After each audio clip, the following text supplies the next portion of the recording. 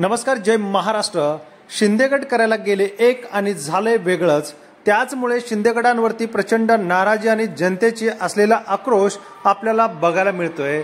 वेळोवेळी विचारलेल्या प्रश्नांना जनतेचं एकच उत्तर मिळतंय, शिंदेगडाचे नेते जर बलाढ्य होते, एवढं कार्यकर्तृत्व होतं, तर त्यांनी राज ठाकरे यांच्यासारखा स्वतःचा पक्ष काढायला हवा होता। दुसऱ्यांचा पक्ष घेऊन राजकारणामध्ये स्थिर राहता येत नाही। तर बाळासाहेब ठाकरे यांनीच भारतीय जनता पक्षाला मोठं केलं। आज तेच भारतीय जनता पक्ष शिवसेनेला पाहिजे तसं वागून घेताना दिसत आहेत। आणि त्याचमुळे आता ज्या 40 आमदार आणि 13 खासदार आणि 7 सोडत उद्धव ठाकरेची शिंदेगडात गेले, त्यांच्यासाठी आज धनुष्यबाण आणि शिवसेनाची नजरी मिळालं असलं तरी लोकांसाठी शिवसेना आणि ठाकरे हे एक वेगळं अतूट नातं असल्याचं पुन्हा एकदा सर्व्हेमधून बघायला मिळतोय।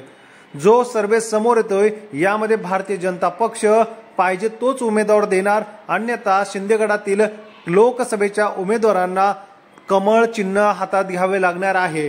धनुष्यबाणावरती निवडून येण्याची शक्यता कमी असल्यामुळे आणि भारतीय जनता पक्ष यांचा खासदार असल्यामुळे त्यांच्यामुळेच आता कमळ चिन्हावरती लोकसभा निवडणूक शिंदेगड आणि बऱ्याच अजितदादा पवार गटातील लोकांना निवडणूक लढवावी लागणार आहे।